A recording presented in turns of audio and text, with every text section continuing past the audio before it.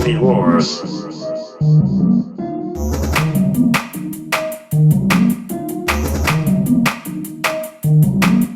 Ladies and gentlemen, welcome back to the Movie Wars podcast. I'm your host, Kyle, here. And as you know, usually we have a panel of stand-up comedians. We have celebrity guests. Sometimes we have folks that are filmmakers come on and rate movies. But today, we have a very special guest, stand-up comedian, actor, voice actor, screenwriter, producer, Nick Swardson, ladies and gentlemen. What's up, man? Look at that What's up, slow dude? reveal. What's up, dude? How are you? I'm good, man. How are you? Dude, I'm so glad to have you. Just got off a nice long, you said 4 years basically of touring. You finally got a little break. Yeah, I did. Post-COVID, I just jumped back on the road. And I toured, shot a special called Make Joke from Face. And then I segue that into Toilet Head, which that special will come out this year, probably in the fall. That's awesome, man. Oh, cool. So you got another special going out of it. Yeah, totally. Yeah, super excited. Yeah. I filmed it at Prince's Club in Minneapolis, First Avenue. So I was the first comedian to ever tape a special there, and one of the few to ever perform at the club. Yeah, in your home state, right? Comedy. Yeah, home state, Minneapolis, Minnesota, St. Paul. Yep. What was that like? Was there a specialness to that, or? It was great, but the city is so sports oriented. So I did 2 tapings. One was in December, and that was at the peak of the Minnesota Vikings crazy 14-3 run. So the crowd, they wanted me to talk about that. So it was distracting. And then when I just taped it, the Timberwolves are in the NBA playoffs and they just dethroned the Lakers in the playoffs. So, everybody was all fired up about that. So I've got to edit out a bunch of that stuff because I have to talk about it because people are yelling and they're belligerent. Yeah. And it's funny because it's such a big drinking state. So I was like, I'll tape my special Sunday, 7 p.m., no sports on, should be fine. Of course, half the crowd's in a full blackout. It's it's just, I don't know. It's funny. Midwest. Yeah, no man. rules. No rules, man. Yeah. Well, that's one of the interesting things about your specials and your stand-up is that you had one of the things I wanted to talk about a little bit was, I think you can say whatever you want about how comedy's changed or how people view it in the past 15 years with the fucking political climate, which I don't even want to get into, but you have maintained and had a dedicated following throughout that time period that's really been unaffected by all the bullshit other comedians like to talk about. But part of that is that you interact with your audience. So the sports thing, but that's part of the fun they have at your shows, right? Yeah, I mean, I interact with the crowd and I talk, I've toured for 30 years. So I talk about the towns and things I like about it. And the thing about me is I've always been consistently me. You know what I mean? I've never flipped the script and all of a sudden you come to one of my shows and you're like, hey, what's going on here? It's it's exactly it's, not to talk about myself, but a Nick Swardson show is what it's going to be. I'm going to talk about, just stuff observational stuff, stories. I mean, my new special, I talk about Norm Macdonald, pretty candidly. Wow. But yeah, it's but it's all really it's just consistently me. I'm just goofy and silly. And that's what I just always love about comedy is it just, I don't know, just be funny, have fun. Everybody comes to a show to laugh. I mean, yep. I don't know. Yeah. And expecting anything other than that is a ridiculous thing. People can do whatever they want. I just do what I do. And, my shows are fun. Yeah. It's a good time. Hell yeah, dude. You got a lot of projects going. You told me we were talking about Happy Gilmore 2, and then you said you got another thing greenlit. So talk about all the things you got going on. So my goal right now, and it's really, really tricky, is to kind of, I was one of the main writers of Grandma's Boy. That was the first project that Sandler brought me in on. And so, I love rated R comedy. And I really want to bring back, rated R comedy dies out. It always dissipates, and then everyone's like, where is it? And then a movie like 40-Year-Old Virgin will come along. And then rated R comedy blows up again. And then it goes down again. And then a movie like The Hangover comes out. And then it's huge again. And then it goes down. You know what I mean? So I feel like we're in that down period right now where I wrote 2 scripts, original scripts. One of them is verbally greenlit. We have a director, Joel David Moore, who was in Grandma's Boy, who also directs. He's in Avatar. He didn't direct Avatar, so don't start that rumor. Okay. But he was in it as an actor. But he's a great director. He did a movie called Youth in Oregon. And so he's directing it. I wrote it. I'm starring in it. And it's kind of like in the world of Sons of Anarchy and Roadhouse, but it's a comedy, not a broad comedy, but it's a comedy. So that's verbally greenlit. We're in pre-production right now. We're just trying to get a good cast for foreign sales. And yeah, we're looking to shoot in the fall. And then I have another one that I just handed in. That's original comedy that I wrote with Alan Covert. It's called Mini War, and it's about a go-kart track that gets into a fight with a mini golf course. And That's awesome. they're both rated R and just crazy. They're just in my brain. So yeah, they're going to be really fun. I'm really, really excited.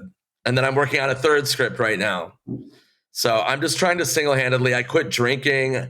I quit smoking cigarettes. I just quit everything. And so now I'm just completely dialed into getting comedy back on its feet. Yeah, I love that. All systems go. I quit drinking in December. How long ago did you quit? I quit in August, but there is an asterisk next to my Hall of Fame drinking record, is that I did drink over the holidays during the Vikings playoffs. So I did drink for like a week. Yes. But so there's an asterisk, but I pretty much quit drinking in August of last year. So I'll be coming up on a year. Amazing. Yeah, I love what you said, man. What? Yeah, totally agree. It's changed my life as well. I love what you said about the R-rated comedy thing, because what I was thinking when you were talking about that, I remember just like in my 20s and maybe a little younger, one of my favorite memories is, and this is pre-internet, pre-social media, but you probably remember this too, like a good R-rated comedy in the theater was a cultural touchstone. Yeah. Because then it became water cooler talk. I remember when I saw Anchorman, my friends wanted to go back twice, right? I know that wasn't R-rated, but it was raunchy in its own way. There's Something About Mary is a good example. Yeah, like, that's a great example. You would talk about it at work. People would quote it. Like, I remember people would joke about hair gel, that hair gel scene. Oh, yeah, massive. Yeah. It was one of the only times, it was one of the few times in a movie theater where, I mean, me included, Something About Mary, Old School, Team America. Those are three movies where I remember people were laughing so hard they stood up in the theater. I remember there was Team America. I was laughing so hard that I had to get up and walk around because I was like, I couldn't stop laughing. So, and again, comedy doesn't have to be rated R. I like it, but it doesn't, like, that's also a misconception, is when you think about great comedy, it's like Happy Gilmore's not rated R. Anchorman's not rated R. Dumb and Dumber's not rated R. I've worked on a ton of comedies, like Benchwarmer's not rated R. You know what I mean? So it doesn't have to be rated R. That's a misconception for a movie to be hilarious. So for it to it has got to be rated R. It doesn't have to be. I just like the freedom of it. Yeah, I remember being in the theater with Anchorman and looking over at my friend. I think we were seeing it for the second time. He was literally keeled over laughing so hard. Yeah, it was great. Like, I missed that. Phenomenal movie. What do we have like that today? I mean, and I love what you're talking about, but I want to see that cultural touch, because as a society, like, we just need more touchstones. I think comedic movies are the perfect thing for that. Yeah, comedy is the best, and it's really tricky because it doesn't. In the streaming market, it's really hard because they want to appeal overseas. That's a big deal right now. So it's like comedy is the least kind of film that does that. Animation does that. Horror does that. Superhero movies do that. I mean, there's really a drought right now of comedies. I mean, one of my good friends, Danny McBride, is one of the last people that's really holding that torch with Righteous Gemstones and obviously Eastbound and Down and Vice Principals. So yeah, it's like, it's few and far between right now. Yeah, how's this joke going to go over in Greece? It's like, yeah, it's weird. It's like, like I said, we're casting overseas right now, which is fine. I mean, that's always been around where you do want people that have, appeal overseas. But yeah, it's like, I get it, but sometimes it's like, good God, comedy. We can't just kill comedy. Like, what's going on here? I think, by the way, speaking of Danny McBride, I remember I did a movie 30 Minutes or Less with him, which is a really underrated movie. If people haven't seen it, check it out. It's me, Jesse Eisenberg, Aziz Ansari, Michael Pena, Danny McBride, directed by Ruben Fleischer that did Zombieland. And this is just a side note that makes me laugh, is when you finish a movie, you've got to do ADR. So that's additional dialogue recording. So you go in and overdub it, and you a lot of the times you've got to overdub it in case they use it on an airplane, or if they want to use it on TV, you've got to find alternatives for fucks and any kind of cuss words and stuff. So I went in and they were like, hey, Nick, you've got like 18 fucks. We've got to, figure out how to change those. And I'm like, okay.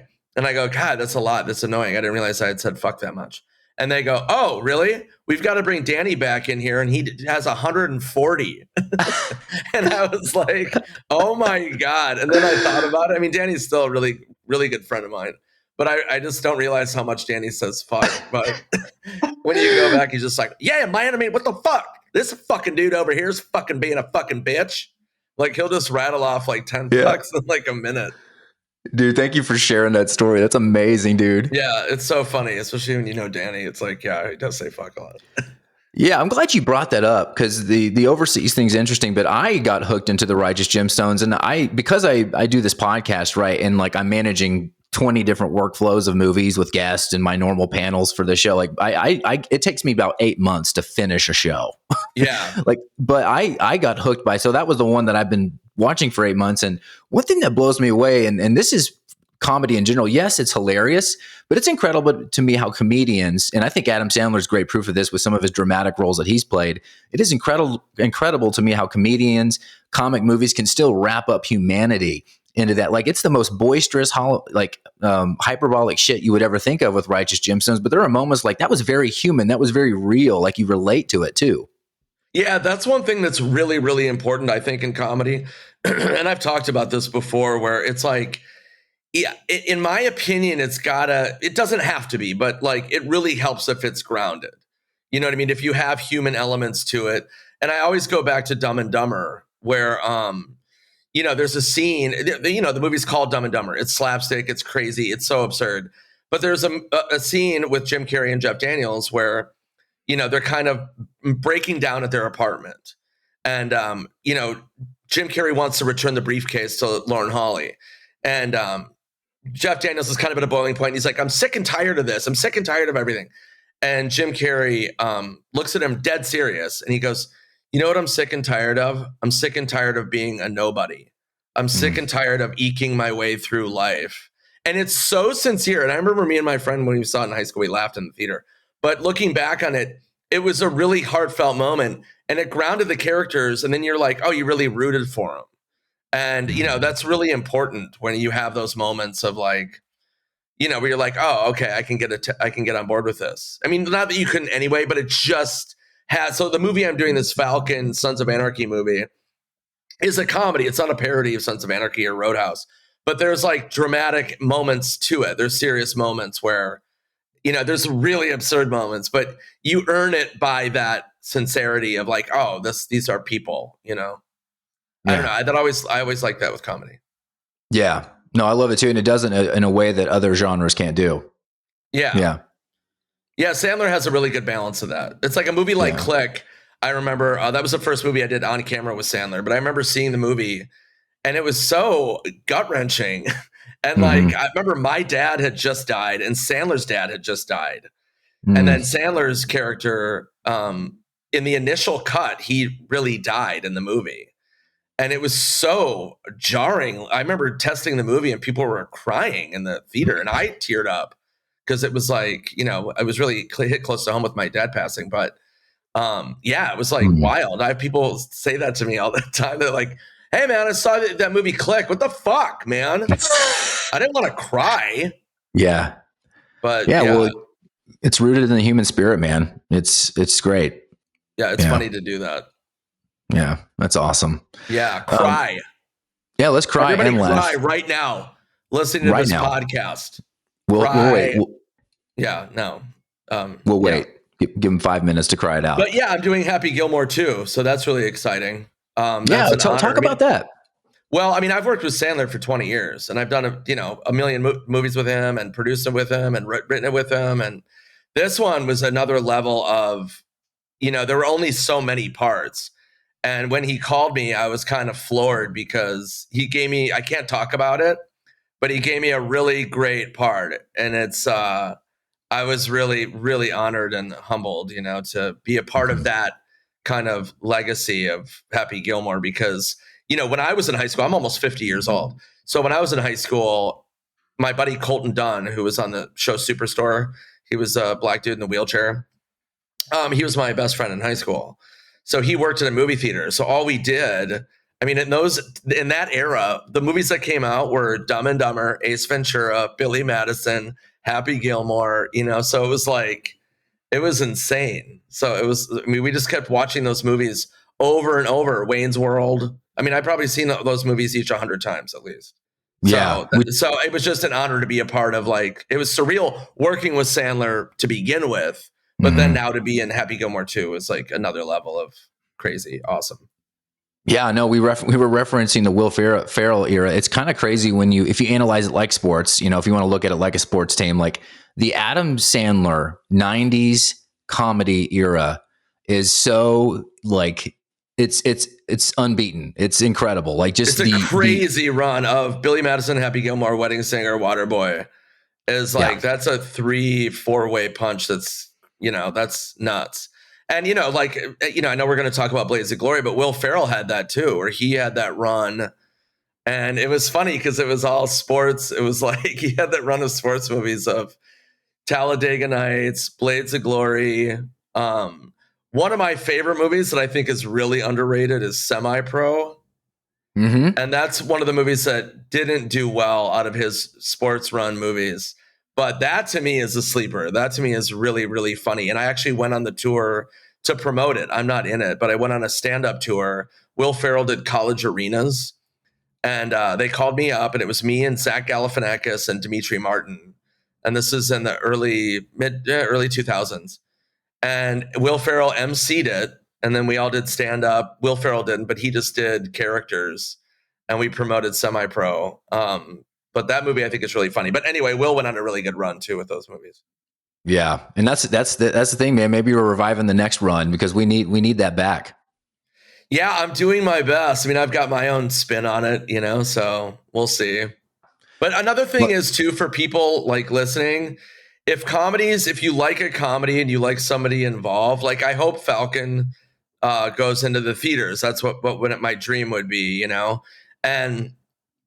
People like listening, you've got to support movies in the theater because that's the thing that's tricky is like, people are like, well, why, Grandma's Boy, I love Grandma's Boy. Why aren't there more movies like that? Why aren't there more movies like that? And I'm like, well, because it ate shit in the box office. It ate hot shit. I mean, luckily the budget was only $5 million, but it made like $6 million in the theater. And then, so many movies, like Bucky Larson, which is subjective with people like it or not. That ate shit. And, it's like, there are a lot of movies that don't do well. Your Highness with Danny McBride and James Franco didn't do well. Hot Rod with Andy Samberg, really funny, didn't do well. So movies like that, you gotta get out and support them just so, we can continue to make them. Otherwise, it's a real uphill battle. No, absolutely. Support the movies. And when it comes out, man, come back on. We'll promote the movie too. Yeah, totally. Thanks. That'd be a blast. But Blades of Glory, because that was one of the reasons you reached out to me, was one of my favorites. And that's a movie where I would just watch that movie anyway, even if I wasn't in it. Like, it's that funny to me. The cast is so good. It's so well directed. It's really, really an awesome movie. And I was bummed I had no scenes with Will Ferrell because he's somebody I would love to do a scene with. But I had my scenes with Jon Heder, who's a really good friend of mine. We did Benchwarmers together, and I love Jon very much. So that was really fun. But that was also one of the rare movies where I didn't improvise a lot. I usually improvise like crazy, but a lot of the meaty jokes were actually on the page, which I was surprised. Wow. I want to cut off your skin and wear it to my birthday. That was in the script. I sent you a cup of my blood, Jimmy. I think that was in the script. Yes. I'm still going to kill you someday was in the script. Yeah, those lines were great. Those are great. I love the way it's funny it's not improv because I kind of thought it was because the way you turn around when you deliver that last line about killing him. And I was like that, the way you just kind of interject like, oh, by the way, I'm still going to kill you someday. That was just my phenomenal acting as the Daniel Day-Lewis of comedy is what I would call myself. They broke the mold with you. Yeah. I don't call myself that. But yeah, here's a trivia fact about that movie. Jon Heder, I don't know if you read up on this part. Jon Heder broke his leg He broke his leg or his ankle filming the movie. And we had to shut down for, I think, like a month and a half. So the movie almost didn't happen. And there was a tiny, tiny window where my agent talked to the studio about me replacing Jon. But I wasn't really any kind of name. I was a decent name, but not really. But there was like a really, I'm sure it was a very brief talk, but there was a moment because we had the same agent at CAA, and he was like, he wanted to try to see if I could slip in there. Man, that would have been awesome. That would have been wild. But I'm glad Jon did it. He was great. Jon's awesome. Really funny. Yeah, I can't believe he broke his leg though doing that. That's crazy. Well, I mean, they did fucking training. Yeah, they did figure skating. I mean, you know what I mean? Like, I think that's how he. If I don't know, I can't remember, but I think he might have. I don't know. Whatever. He broke it. Yeah, the research I found. Him. Yeah, it turns out I Tanya Harding his leg. We were at lunch and I just took a pole and whacked his leg. Yeah.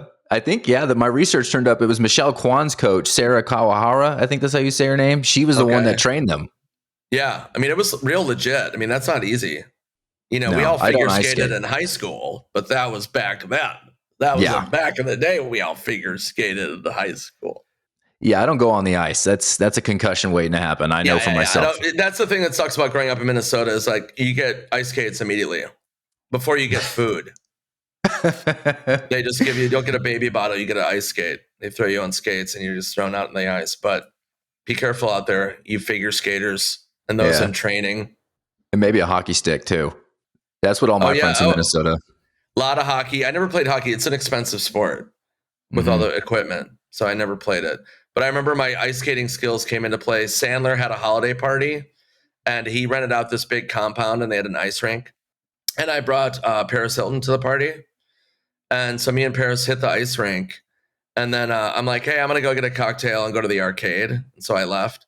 And then I met up with Paris again. I go, what did you end up doing? Did you skate around some more? And she goes, yeah, I ended up playing hockey with Tom Cruise.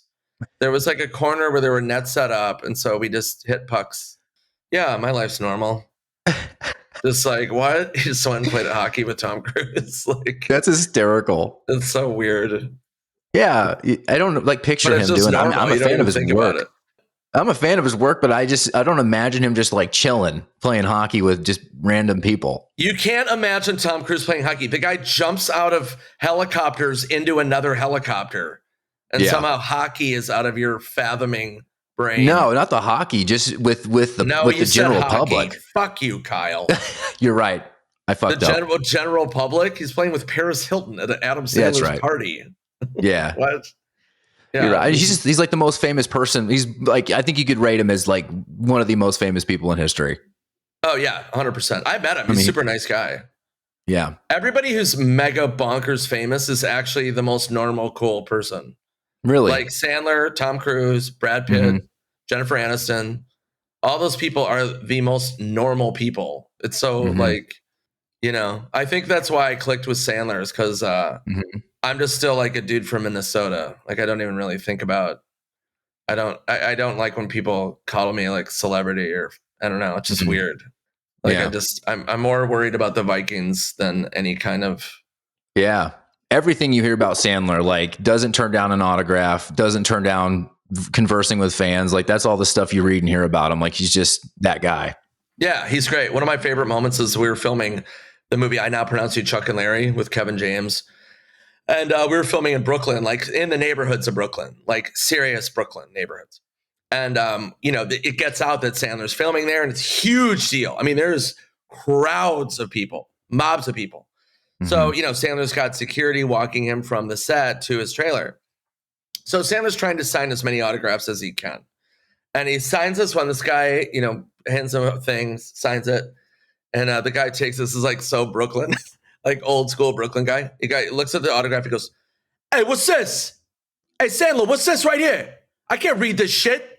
Sign it. Like, write your fucking name. What are you doing? And so it was so, I was right next to Adam. It was so jarring and weird, but it was like the most New York thing ever. And Sandler like took it. He's like, okay, Jesus Christ. And like wrote it more like his name. But like, I'll never forget that moment. Fucking New York. Hey, Sandler, what the fuck is this? Fucking come on, man. Yankees. That's incredible. Yeah. Yeah, that is New York. Yeah, totally. One question I wrote down was, Oh. wrote down a couple. Can you believe it? Kind of threading the needle on something you talked about earlier, just with the purpose of comedies and how important they are. Do you think movies like Blades of Glory, I wrote down Happy Gilmore, and a ton of other sports, actually I'll just focus in on those two, is part of the reason that we love those movies, because there's some like subconscious level of like those sports are sanctimonious, they're traditional, they're quiet, the golf clap, and then we have these two comedies. It's just outrageously disrupting the formality of those. Yeah, yeah, for sure. I think there's a thing there where it's like you just don't think about, when Happy Gilmore came out, you just didn't think about golf. I mean, Happy Gilmore just changed that's such a monster effect on a sport where, Caddyshack came along and did that, and then Happy Gilmore just pulled the rug out of Caddyshack. You know what I mean? Like Happy, just the character. And the premise is so genius. That's what I love about it, is that it's not out of the realm of possibility. That, you know what I mean? Like I like the connection of a ex-hockey player playing golf and bringing that hockey attitude to a golf course is so genius. And Sandler did it perfectly. It's like, just that setup is hilarious. And the thing with Will Ferrell and how they have to be a guy pair. I mean, that was hilarious. I mean, they're both really, I don't know, really well done. It might just be because I'm an idiot and I'm not good at either thing, but I kind of like this. Like, yeah, you just take that golf. Yeah, like with your quiet golf clapping, you're saying like, take this. Like, I kind of like the insulting nature of like shoving it in that sport's face, Right. I mean, I don't think it was like a fuck you to golf. You know what I mean? No. It was just, it was funny in the sense of how they did kind of, make fun of certain golf etiquettes. But yeah, I mean, it's, it's a love letter to golf, because Sandler's actually a really good golfer. He's weirdly a really good athlete. I'm surprised he doesn't do more sports movies. It's interesting. I remember playing in a NBA league. It was like an NBA celebrity league. And I got Sandler on my team, and Will Ferrell was on a team. And we played against each other. And, people were like, oh, dude, that must have been the funniest game. I'm like, no. Like, people want to win. Like, it wasn't like jokey times. It was like people were dead serious. It was funny. The league was called the NBA Entertainment League. And it was crazy how intense. DiCaprio played in it. Tons of people played in the NBA Entertainment League. And nobody was fucking around. It was not comedy time. It wasn't hilarious. Like, at the end, you won a ring. There were playoffs. I remember Donald Faison for his team. I think Will Ferrell was on his team. Donald was from Scrubs. He hired a coach, and they practiced like out of the league. It was like crazy. I remember Tobey Maguire was on The Tonight Show, and he said he hit a game-winning three-pointer in that league, and he said it was one of the highlights of his life. And they had video of it. And Leo was on his team, and they like carried him around, and he said it was one of the highlights of his life. So that's really funny to me. That's incredible. Yeah. Do you think Sandler really good athlete?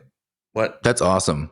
Going back to the sports comedy thing, I was thinking as I was planning for this, I was like, it is just unbelievable how like sports comedy is it's almost its own genre. And I grew up with like Major League 1 and 2. Those were some early phenomenal sport. Yeah. Then you mentioned Caddyshack. Like, why is it that sports and comedy go together so well and like are able, to me, creates a formidable genre all of its own apart from comedy? Well, because they take themselves so seriously. Sports are very serious. You know what I mean? So it's like when you throw in a comedic angle to it, it's ripe for comedy. It's like, anything that's taking itself too seriously, it's fun to make fun of. I mean, stand-up comedians do it all the time. I mean, that's the nature of like just the basis of comedy, of being a class clown back in school, where everything was so serious and taken like, oh, you can't make fun of this. And then you do, because that's in your, in your nature. That was me. That was most comedians. It's like, you go against the grain and cause a little ruckus. It's the best. Yeah. And that's why it's awesome. funny, we, in an age where people do get super sensitive about stuff, and they, and that makes it, people are like, is it hard to do comedy now? And it's like, no, it's even more fun because you can say crazy shit and double down. And then people are like, wait, what? And then it's like, and then you kind of just laugh because it's like, I'm perpetually still in junior high school doing stupid shit and talking about, I mean, I had a thing that I'd never planned on, but like I have like a diarrhea joke or a story in every special. And I do it because I know it's stupid, but people are like, oh yeah, Nick just talks about diarrhea all the time. I don't talk about diarrhea all the time, but I made it a point to just have something about diarrhea in every one of my specials because I just think it's funny. And I think it's funny that some people get annoyed by it. Like, okay, Nick. We all get diarrhea, and there's never a good diarrhea story. Exactly. I remember I did a show at an Ivy League college, and this kid in the front row, I had a joke back in the day, and I said, I have a cat. My cat is sick right now. He has diarrhea. And I took him to the vet, and the vet's like, well, what have you been feeding him? And I'm like, diarrhea. And it was one of my favorite jokes for a long time. So I'm doing this school at this Ivy League college, and this kid in the front row, under his breath, I heard him loud enough. He goes, oh, that's so stupid. And I just stopped, and I go, hey, I heard you. Hey, I go, I know it's stupid. I wrote it. That's the whole point. It's so stupid that it's funny. You know how I know it? How I know that? Because I fucking wrote it, and that was the whole point. Don't act like you're fucking better than me, you fucking little shit. Like, and then the kid got all quiet, and the crowd was like, whoa. But it was to like audibly mutter that. Yeah, but it was like it was funny that it was an Ivy League school too. This little prick is just like, oh my god, I'm so much better than this comedian. No, you're not, motherfucker. God. But yeah, no. So comedy's fun, man. It's fun to just be goofy. I love that. If you don't like diarrhea, then don't come to my live show because it's like Gallagher. It's live diarrhea. If you don't like watermelon. Yeah. But yeah, so going back to comedy. Yeah, I mean, I'm curious, where it goes because Sandler doesn't do as much comedy. Will doesn't do as much comedy. I mean, a lot of those guys, I mean, I don't know what Danny doesn't do as many films. Seth Rogen, I don't think does as many films. I don't know anybody that, I think I'm just going to say it. It's just me. I'm just trying. No, I'm kidding. I'm sure there are other people trying to get it off the ground. It's really a tricky time to do it, but I'm doing my best. So yeah, hopefully people like it. Hell yeah. Any other, before I go into the randos, do you have any other fun stories from Blades of Glory or anything else you? No, I wasn't a producer on it. So it wasn't, I produced a lot of Sandler stuff. So Blades, I don't have that many stories because I was, I wasn't there day to day. So when I say I'm a producer, people always ask, what does that mean? Producer is a very broad umbrella. So I'm a creative producer. So I'm there, like when I show up at my trailer in the morning, I've got my sides. Your sides are what you're going to shoot for the day. And what we do is we'll sit there and punch those up and see if we're missing anything. So it's pure creative. It's a lot of feeding people lines and stuff like that. So Blades of Glory, I was just in and out. And the one thing that was funny is they were like, we're going to redo the ending. We need you to improvise a scene with some dolls. And I go, what do you mean? And I think it's in the credits of the movie. But if you wait until the very end, there's like a whole scene of me improvising with these Barbie dolls about me winning the gold medal or Jimmy or whatever nonsense. I can't remember because it was improvised. But that was one thing that was fun about the movie. It's kind of a little hidden gem. I don't even know if it's a gem. It could be diarrhea. Yeah, let's just hope it's diarrhea. Let's go to your questions, Kyle. Yeah, and like I said, because there wasn't a commentary, I can only verify these as far as the internet can go. So call bullshit as much as you want. Number one, the writers claimed 88% of Will. I'm just kidding. No. What? Fucking knew it. One of the writers said 88% of Will Ferrell's dialogue is improvised, and they were constantly rewriting lines around his improvisation. Well, again, I wasn't a day-to-day producer. I would probably say that that could be accurate. I mean, Will goes off. I mean, he definitely improvises a ton. So I don't know why the writers were scrambling to rewrite what they were trying to. I mean, unless he went off story and was changing the narrative, I don't know what they would have to rewrite. But yeah, I mean, it's trickier in the edit. You know what I mean? I mean, you can improvise as much as you want. You just have to get the core base of the story. I mean, that's what we did with Reno 911. Is that show and the movie were completely improvised. So all you have to do is just get to the end point. You can fill in whatever you want. But when we were doing the movie, I got the script and it was 20 pages and it was all locations, story points, and all the dialogue was improvised. But you just have to get to what you get to. So that's my only thing about Will Ferrell's. I'm sure a lot of it was improvised, but I don't know. So I don't know if I would say it's true that he did improvise, but I don't know if the writers had to scramble to rewrite. He's got to be a massive, like his improv. He's got to be a monster when it comes to like just his ability to improv. Like, oh yeah, well he's the groundling. I'm improv trained. I started in improv. I mean, a handful of people did. You're either stand up or improv. When I first started, I mean, Sandler was a stand up, Spade was a stand up, Chris Rock stand up, Kevin James stand up. I started in improv and stand up. Will Ferrell was improv. Kristen Wiig, all those people improv. Fred Armisen improv, Will Forte improv, so improvising is great, but you do have to get the story out. This one's funny. So you hear the Serenity Prayer in the sex addict meeting, but you have to like really read and see it. It's like a half-second splice when they zoom in on the prayer brochures. And the prayer brochure says the same exact thing as the prayer. And I just got to read it. I love it. God, grant me the serenity to not have sex with my friend's girlfriend, the courage to go home tonight without having sex with my friend's girlfriend, and the wisdom to walk away from my friend's smoking hot girlfriend. It says it on the brochure. I didn't know that. That's really funny. Yeah. I read that. Then I went back. I had to pause it because it's a half a second, but it literally just says all that next to the coffee. That's great. It's incredible. It's probably it's like my favorite thing from the movie. I know that's dumb, but it's just one of those things like that is hysterical. Yeah, that's really funny. And that's a good thing. I mean, that's the thing about that movie is there's a lot of throwaways. I always like the throwaway lines, that aren't like the hard jokes. It's just kind of the aside kind of additions always make me laugh. Last one, and this is crazy here, because I know Ben Stiller stayed on as a producer, but originally it was him and Will Ferrell instead of Jon Heder and Will Ferrell. Yeah, I think I remember that. Yeah, that was the genesis. Because Ben did produce it. He's the one that brought me on, and then he produced 30 Minutes or Less, the other movie I did with them. But that's right. Ben was attached. Yeah, what would that dynamic have been like? I don't know. I mean, it really worked with Heder and Will. But, Ben is hilarious, too. Ben's brilliant. I mean, one of my favorite movies all time is Tropic Thunder. It's so good. I mean, that's just another level of genius. And another thing that's so bizarre about the world is that they were trying to cancel Downey Jr. for Tropic Thunder. Like, here's the thing that drives me nuts. Context and character. If someone's doing something like Downey's character was doing a guy, like his whole character was a guy trying to get into character. And, that's a whole nother thing. It's like he was nominated for a fucking Academy Award. Like, what?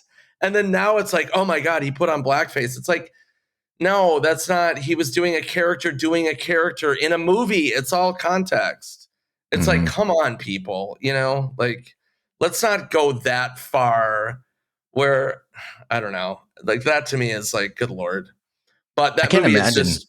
I can't imagine having that much free time to be spending your time going back and revising movies from history and just like making that a pastime. Good Lord, come on. So they nominated for an Academy Award. It's a phenomenal performance. Oh, God, whatever. And it was one of those it was like I talked about the cultural touchstones earlier. That was another one of those. That movie was, when it came out, it was a water cooler, college campus. People were just talking, impersonations, quotes. It was everywhere for months. Yeah, I remember it was insane. It was insane. Yeah, that movie was really, really great. And Ben directed it. Ben's such an underrated director. He doesn't get enough credit. Secret Life of Walter Mitty is one of my favorite movies. It's not really a full-on comedy in any way, but it's a phenomenal film. I highly recommend Ben Stiller and Walter Mitty. It's very relatable. It's so well directed, very relatable. It's just a great film. I have the soundtrack too. Soundtrack's incredible. Great soundtrack. Yeah, Ben's a big music nerd. Yeah, you know what's a really funny movie that I rewatched was The Little Hours. Have you ever seen that? Uh-huh. Check that out. It's with Aubrey Plaza and a great cast: Dave Franco, John C. Reilly, Fred Armisen. It's this little indie comedy about a convent, and it's hilarious. I highly recommend it. It's a sleeper movie. That's a hell of a cast. I don't know Oh how I yeah, don't and know there's about more that. people in it. I'm not even doing it justice. Like Molly Shannon's in. I mean, it's like crazy cast, but it's really really funny. Wow, I don't know how I missed that one. Stiller's getting his flowers on Severance, though, man. When that second season came out, everybody, literally everyone I know, there was like they were posting, they were talking, like, I mean, because he's producing, right? He's the lead producer on Severance. Yeah, and he's directing. Yeah. I know he directed the pilot, but yeah, Ben's a creative force, man. Mm-hmm. He's awesome. I love Ben very much. That's amazing. Yeah, he's one guy I've never done a scene with, and I would love to do do something with Stiller. That would be awesome. Yeah, if you could pull back, there's something about Mary Ben Stiller, because growing up for me, that's what I associated with. Of course, I'm a diehard Seinfeld fan. I loved his father too, and then he turns into this producer, director, and like he's just getting into, and that's what I love about comedians, because to me it goes one way. I'm not saying that dramatic actors can't be funny. I talked to Steve Byrne about this because he's directed a few films and he's done a couple of comedy movies too. But like this ability for comedians to lean dramatic and creative, but I think it's harder for dramatic actors to go the other way. Disagree. Really? Okay. I disagree. I've heard that before, but I've worked with dramatic actors in comedy. Here's the thing that dramatic actors have is that they have the ability to fully commit.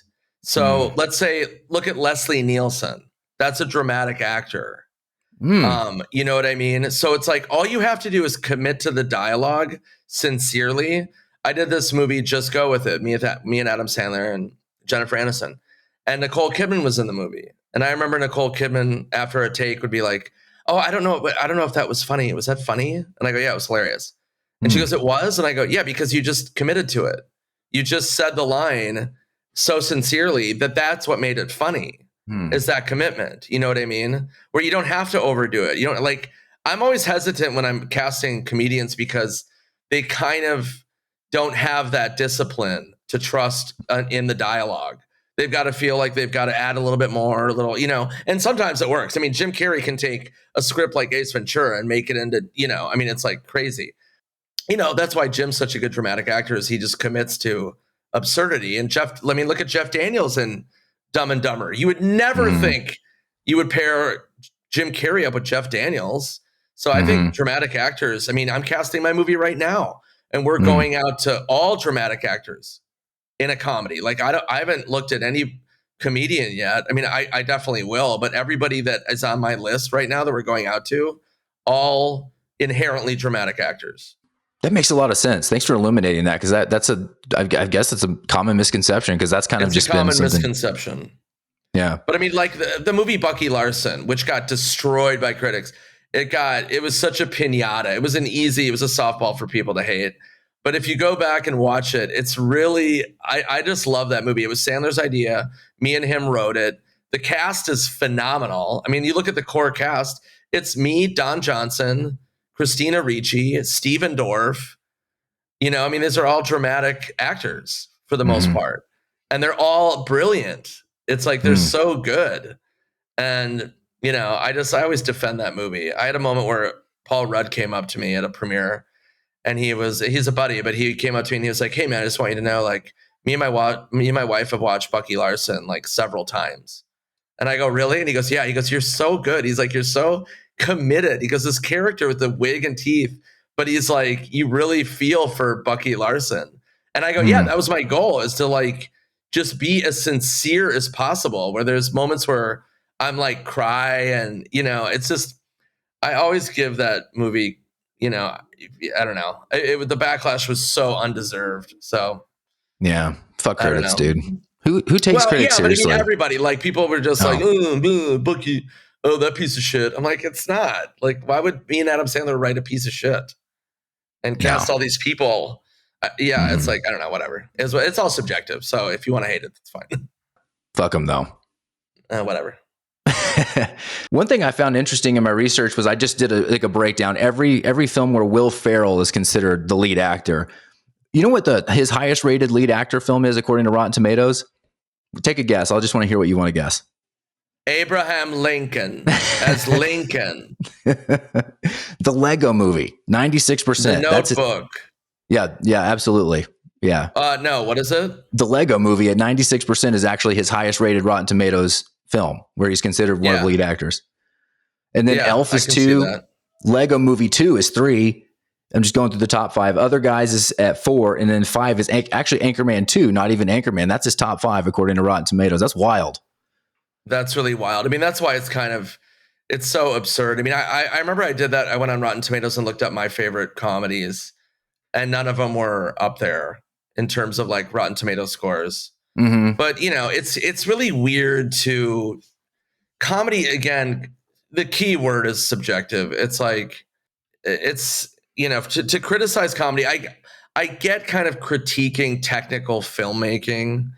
I mean, you know, like I can kind of see that, but for the most part, it's like comedy it's in my opinion, Dumb and Dumber, Anchorman would all get 100%. Mm-hmm. You know what I mean? Happy Gilmore should get 100%. I mean, you know, Bucky Larson got 0, and you know, which is fine, but like Grandma's Boy, I think is like at 14%. Mm-hmm. And you know, I remember when that came out, and I saw that, and I was like, God, and it like bummed me out. And then Sandler's like, dude, you can't like look at that. It's like, it's too, you know, Team America should get 100%. It's crazy. Yeah. I would add Caddyshack, Fletch, and Naked Gun to that list too. Like Caddyshack was totally hated. Caddyshack's phenomenal. Great movie. Yeah. And you know, Bill Murray's not even the lead. He's like a side character, and it's so funny. Mm-hmm. Yeah, man. Well, I know we're getting close to the top of the hour, man. So, you know, the last question. Also, let me just say this, just because you brought that up. Okay. Chevy Chase was such an effortless comedian. When you look back at prime Chevy Chase, it was like, whoa. His timing was, God, it's just, I marvel at those old movies. I mean, Vacation and Fletch, and it's just, God, man, he was really good. That was just a side note. Sorry. No, Fletch is my favorite comedy film of all time. I watch it really? like multiple times a year. I watch it. One of my fans actually sent me he's an animator. He draws movie scenes and he puts them on coffee cups, and he sent me one in the mail. It's my favorite coffee cup. It's got Fletch in his Lakers jersey. It's incredible. Oh, that's great. Yeah. I like when he goes to the hospital and he's like trying to get the records, and he's like, Dr. Rosen penis. Dr. Rosen penis. That alone is so funny. Just the way he rattles that off. And you know, it's a great movie. It's not perfect by any means, but Spies Like Us has some phenomenal moments. The setup, the first half hour of Spies Like Us is really, really great. It's really, really funny. And then it gets kind of bonkers, but that's fine. But there's a great dynamic with him and Dan Aykroyd. Yeah, it's Chevy Chase has that thing too, where it kind of maybe similar to Ferrell, where it's like I can't imagine as someone who I don't act, right, being on set with them and trying to keep pace with them, because like, for example, the scene where he's first going into the house in Fletch and he says, I heard Hopalong Cassidy killed himself here with a bow and arrow, real weird. Yeah. He's like, weird stuff. And it's just like, as an actor with him, like maybe because you're an actor, you can speak to that, but it's like, how do you just keep pace with someone like a Chevy Chase who can just spout off lines like that with a straight face? I don't understand it. Yeah, that's really tricky. You know who's also of that school is Kevin Nealon. Kevin Nealon's one of my really close friends. I've worked with him several thousand times, and he's so sharp, and it's hard because I've worked with a lot of people, and I can keep up with anybody, I think. But Kevin's one of those people where he has just really quick one-liner, just side things. Norm Macdonald was like that, where you're just like, whoa, where the fuck did that come from? And when you're in a scene, it's really hard because you've got to keep it together. I break a lot. I ruin a lot of takes because I always laugh. Yeah. But yeah, it's tricky. So yeah, Chevy Chase I never worked with, but yeah, he had to have been, especially with people that are like really strict about being on book and being on the script. I mean, I've worked with people like that, and I've heard stories where really technical actors are like, oh wait, no improvising. and it throws them off. So somebody like Chevy, I'm sure that had to be difficult for people. Yeah. I think Nealon is probably one of the, one of his specials is a top 5 for me. The one where I can't remember what it's called, but he keeps referring back to with the state of the economy, and he just keeps calling back to the state of economy like every 10 minutes. It's hilarious. No matter what the bit is, like, well, with the economy the way it is. Yeah. But I think he's criminally underrated. Yeah, he really is. There again, I forgive me for harping on Bucky Larson, but Please.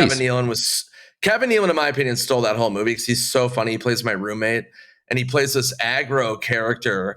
And me and Kevin couldn't get through anything. We were ruining take after take because I should try to track it down. I have a YouTube channel right now. It's at Sward Nation, and Sword is spelled SWARD Nation. So at Sword Nation, it's got a lot of clips up there and stand up, and I'm going to build it up and post more original sketches and stuff. But I'll try to find there's a run of me and Nealon ruining Bucky Larson takes because we just couldn't keep it together. And yeah, he's really funny. There was a thing where he was on Conan O'Brien on the couch, and they're in the middle of the interview, and Kevin, middle of the interview, he just goes, "Hey, so where's our waiter?" And he's like looking around for a waiter. So like he's just sitting on the couch talking to Conan, but acting like they're at a restaurant. He just throws it out of nowhere. Just, "Hey, yeah, where's our waiter?" Like, I don't know. That always, stuff like that makes me laugh. Absolutely incredible. Yeah, man. Well, I know we're approaching the top of the hour. Do you want to talk about a couple dates you got coming up? Yeah. So Toilet Head is wrapping up. It's really a great set, man. I'm really proud of it. I worked really hard on it. My final shows coming up are June 7th, Norman, Oklahoma, which is outside Oklahoma City. And then Portland, Oregon, 5 shows.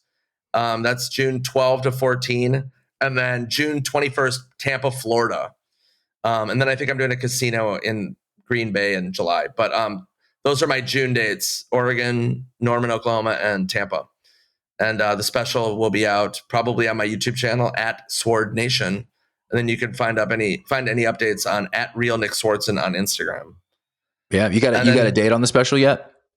No date yet, but in the fall before the holidays. Amazing. And then Happy Gilmore 2, July 25th. And then keep an eye out for Falcon. I'll post updates on my Instagram and YouTube channel on that. Awesome, man. I'm so stoked to see this Rated R comedy revival I'm in, and anything we can do to help promote, we're here for you. And dude, thank you so much for jumping on today. I had a blast, and I just really appreciate you coming on and spending some time. Of course, Kyle. Thanks for having me, man. Very cool. Awesome, man. Thank you. And don't forget diarrhea. Diarrhea. Bye, dude. Movie Wars.